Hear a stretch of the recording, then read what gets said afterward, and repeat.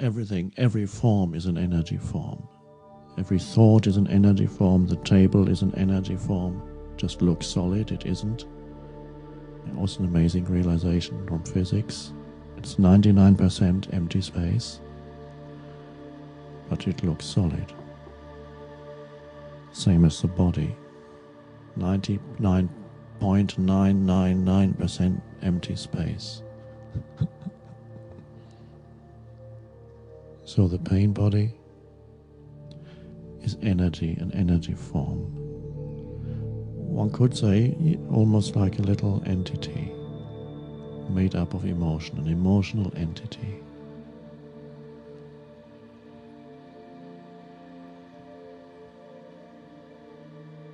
I saw in a film recently a character that got closest to what the human pain body looks like, and it's in the film Lord of the Rings. A little being, I can't remember the name, Gollum. Yes.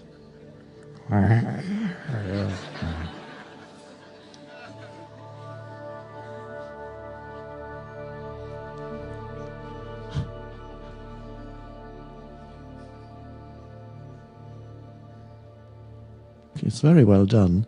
Sometimes when you look into his eyes, you see there's a being hiding in there. There's a sweet being hiding in there somewhere. And just the same, the pain body is energy, life energy. Trapped, that's all.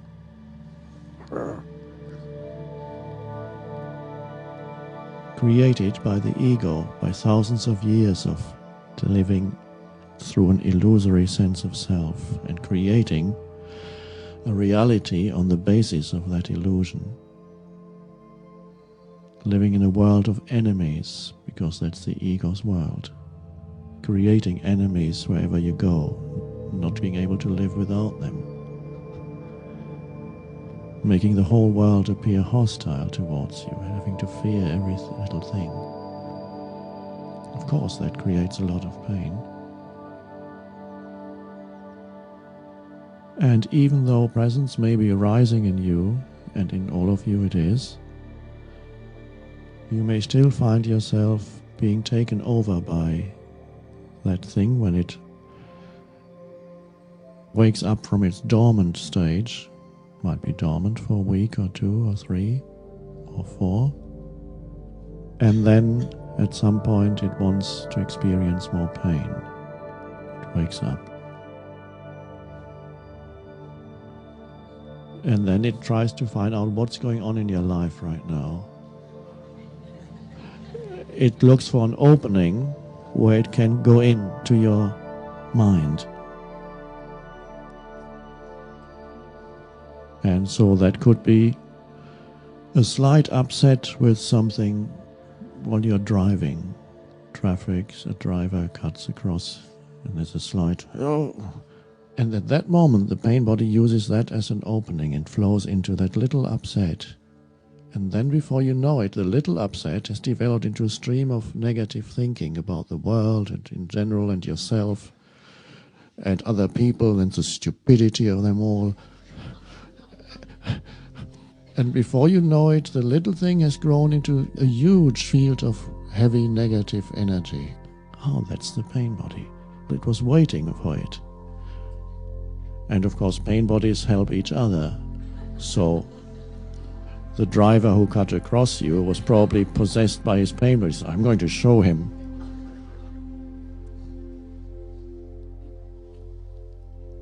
The phenomenon that's called road rage, where 2 drivers stop their cars and start attacking each other physically, means when 2 active pain bodies happen to meet on the road, that can happen.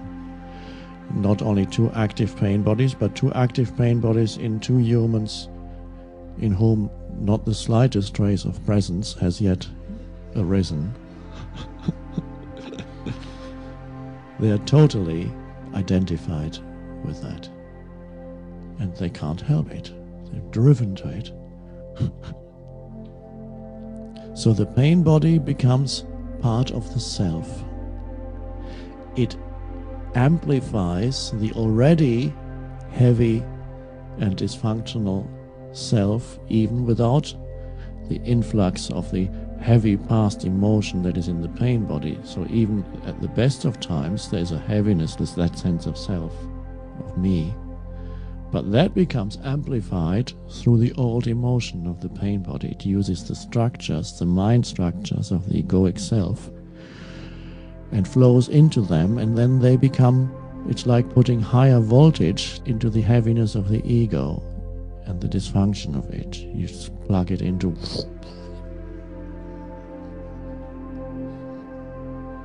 And so there you have all the egoic structures plus an enormous amount of emotion, raw, needing desperately to experience some more drama or pain, wanting more pain. One way of looking at that is in human beings the addiction to emotional pain. That's the pain body. And if you ever discover that in yourself, that at that moment you're loving it, indulging in negative thinking, for example, which is one way in which the pain body renews itself, feeding on your thinking, your thought. Every thought feeds it. And the emotion fuels the negative thinking. The thinking feeds the emotion fuels the thinking feeds the emotion. Vicious circle. Can go on, and it's great. Then at that moment you don't want to get out of your pain. So if the pain body may be feeding on your thinking, maybe feeding on other people's reactions, and at that moment you don't want anything else. You want that because you are the pain body at that moment. There's an addiction to emotional pain. So if you get drawn into a stream of negative thinking about life, about other people, about yourself, about whatever it may be, or one person, which could be yourself or your partner or your father or some politician. Not mentioning any names.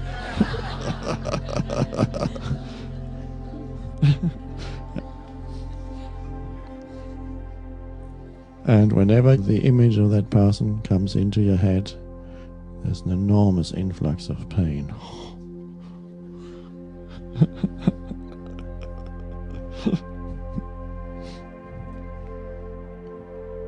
But again, we could easily misinterpret the pain body as being personal, and as unconsciousness being a personal shortcoming of someone.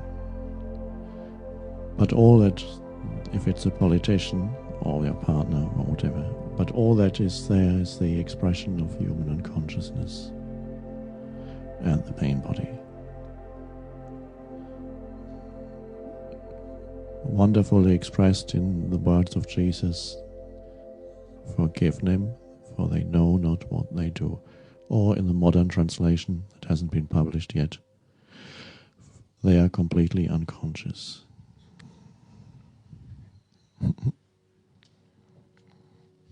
And when that is the case, they create suffering.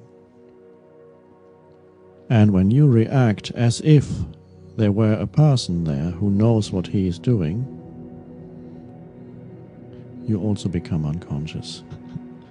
The reaction can make you unconscious. The reaction can take you over.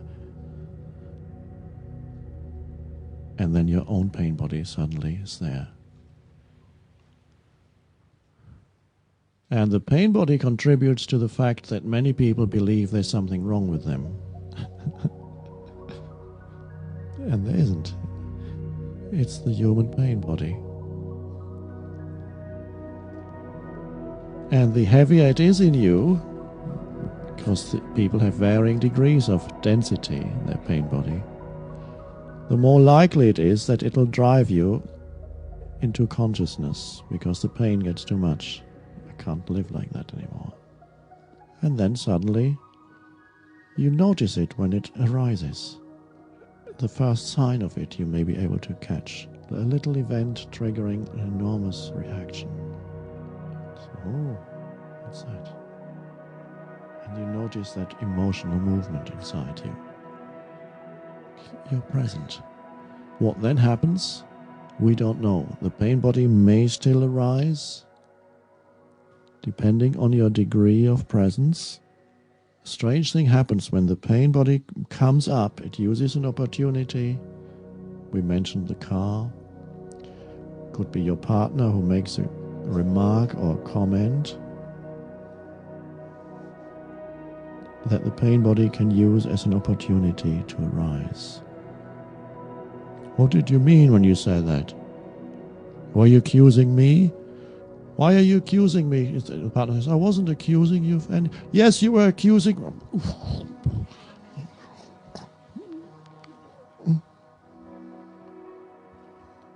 And to observe it then, as it arises. Whether you can do that depends on your degree of presence. And it's quite possible that you can detect it. For most people, it works like this. They become conscious just after it's happened. A pain body episode has happened. The pain body came up, a drama developed, perhaps with your partner or at work, or some other member of your family, or even with a stranger. Drama developed. There was perhaps a lot of shouting and fighting, and then pain body fed itself on the emotional pain and then subsided and went back to its dormant state. And then some consciousness comes back. What was that? What was all that about? Sometimes partners can do it. After the drama, they can both say, what was all that about? And then you think, how did it start? We can't even remember what the whole thing was about. In some cases, they can't even remember how it all started. It was about nothing in many cases. Much ado about nothing, Shakespeare's play. And then they become conscious, there was our pain body, or there was my pain body. That was it, okay. Well, let's see if next time we can catch it a little bit sooner. And then usually it arises in one person before it triggers the reaction in the other. So it can sometimes happen that one partner remains conscious and observes the arising of the pain body in the other. And then perhaps can either point it out, or if that's too dangerous, can simply be intensely present in the body and simply be there as an aware presence, a non-reacting presence. But that requires great intensity of presence, because the pain body is clever, very clever. It knows the weak points where you're most likely to react. Or if you think it's all too much for you, you can quietly walk out of the room. But who knows what happens after that.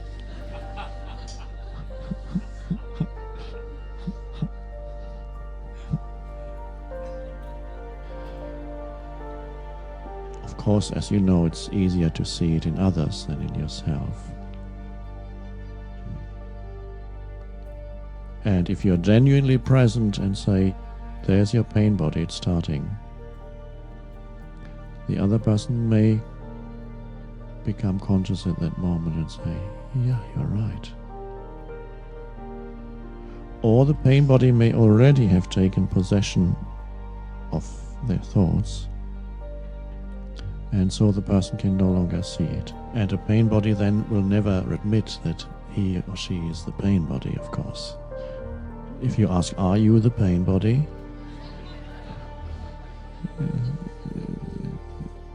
They would not admit to it. But they would probably tell you that you are the pain body. Or throw something at you. Or deny the whole thing. All that nonsense about pain body.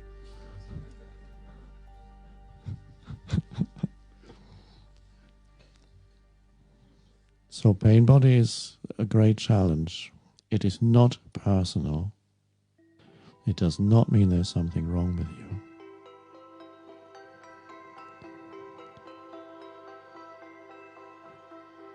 Usually, as presence arises,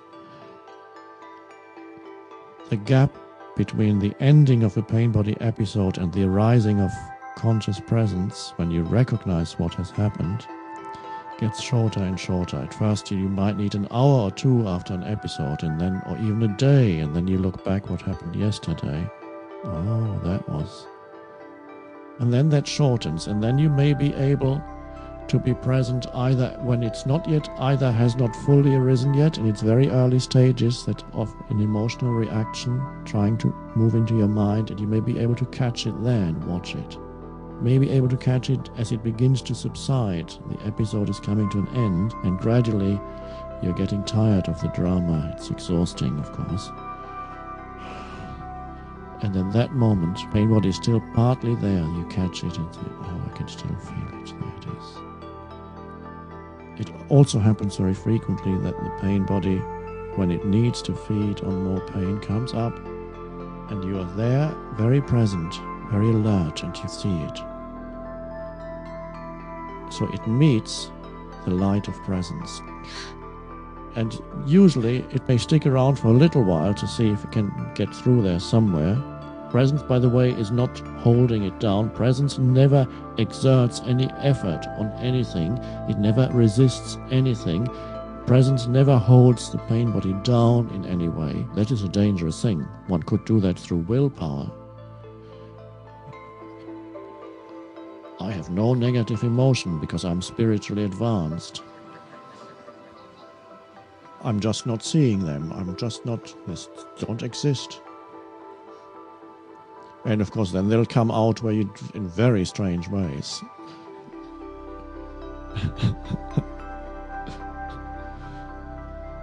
So you cannot hold the pain body down. You can for a short while, and then it'll come up in the strangest ways, and you do the weirdest things, including physical violence, or you inflict cruelty on people and don't even know it. Or you make your body very ill. If the pain body has no other outlet, it can become very destructive. An unexpressed emotion churning around you for years.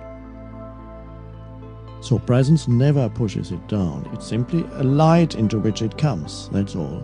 The light of presence, the light of awareness, the light of consciousness. The pain body comes into the light. And the strange thing is, it doesn't like the light. So it will either try to obscure the light so that it can continue to pretend to be you. It can take you over and become you for a while and live through you. The emotion wants to live again through you. Another form of reincarnation. The emotion wants to live again through you. It wants to relive what it already knows, what it makes up its energy field. And so it cannot do that when there's presence. You are actually there as the consciousness that watches. Then it can't do it. So it may, for a while, it'll try. You can see it comes up, the little entity, and there's a light shining on it. And then it may try again, coming up, and you still just watch it. And then it tends to shrink back into a little dark corner. It waits for a better opportunity. It's fine. This is how consciousness works. It doesn't mean you're now totally free of pain body. Just at that moment, it's gone down. You're too conscious. Can't come. In the evening, perhaps it'll find a better opportunity. When you lose consciousness through watching a certain politician on TV,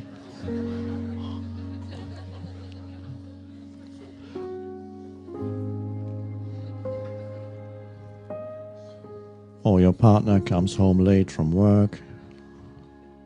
Where have you been?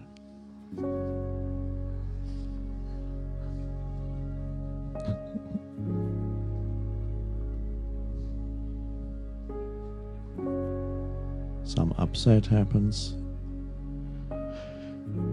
One drink too many. And there's his chance or her chance. in males, there are quite a few, I don't know the percentage of the population, it is frequently happens that in certain males the pain body comes up, particularly when they drink too much, and so they lose their level of consciousness that they normally have, which may not be that high even at the best of times, but when they get drunk it goes down considerably, and so often violence is associated with being drunk. In perhaps 10% of men, they become physically violent when they become unconscious through alcohol. And they do dreadful things, and then when they're sober again, how could I have done such a thing? I don't know what came over me. And some have that cycle with their partner, physically abusive. And so, of course, when they're a little bit more conscious, they always promise, this was the last time. It won't happen again. No, that's not the pain body speaking. That's them speaking when there's a little bit more consciousness. And of course, it will happen again. Unless presence truly comes into their lives. So in some cases, you may have to physically remove yourself from a destructive pain body. If change otherwise is not happening or would take too long, you would not survive 2 more years with that person, perhaps. In that case, you cannot stay around. It would be too dangerous. That person will then go his or her own way and evolve in their own time. So pain body meets presence, shrinks back, then waits for a better opportunity. But as presence arises, there's even the possibility that you could detect an active pain body in you, even in the midst of it. Even in the midst of it, it is possible to wake up and suddenly realize what's happening. You are acting out old emotional pain.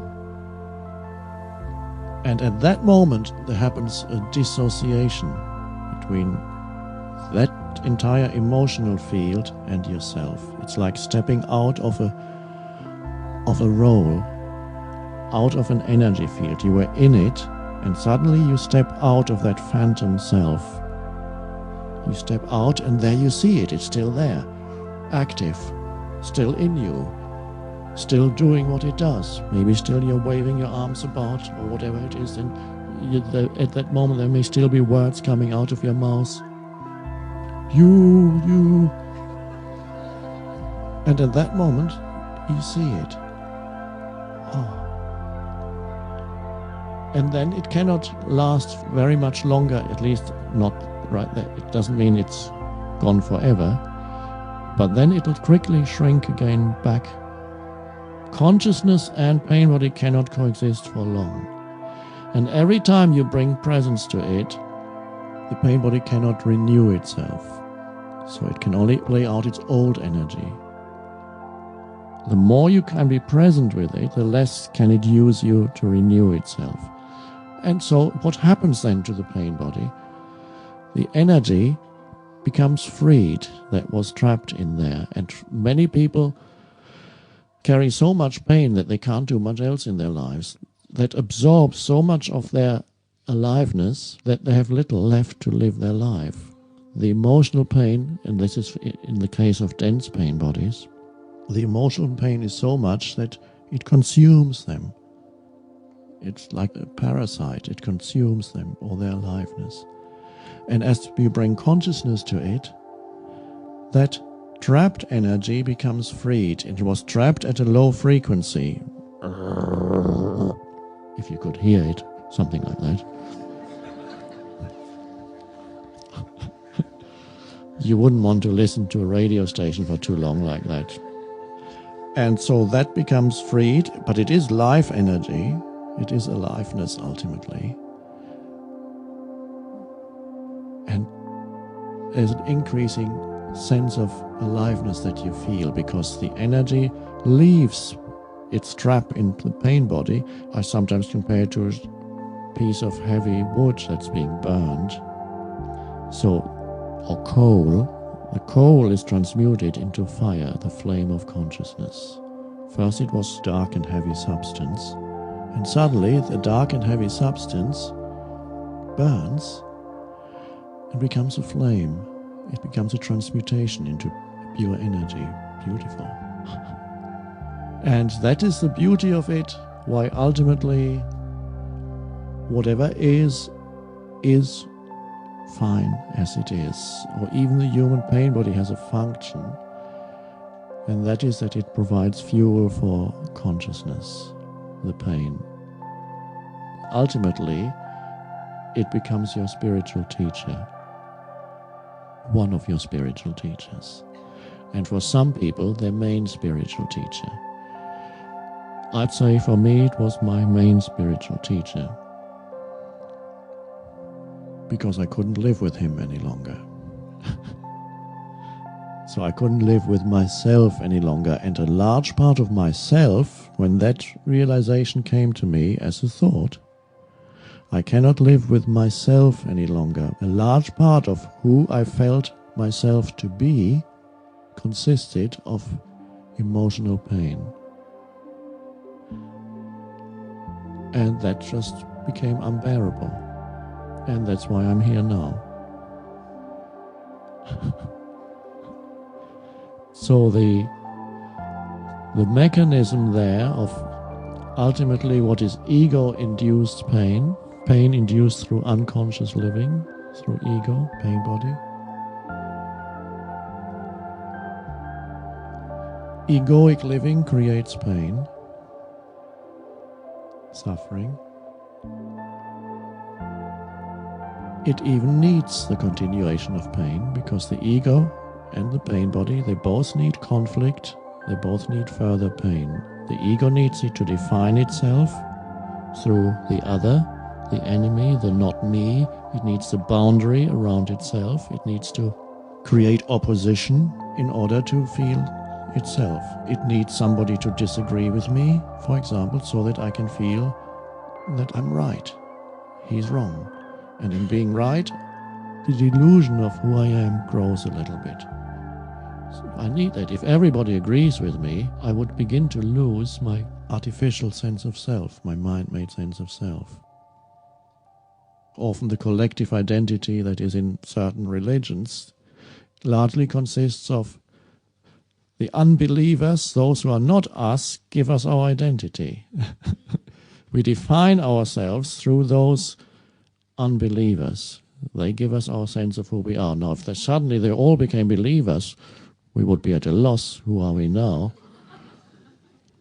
They are all in possession of the truth now, so we lose our identity as the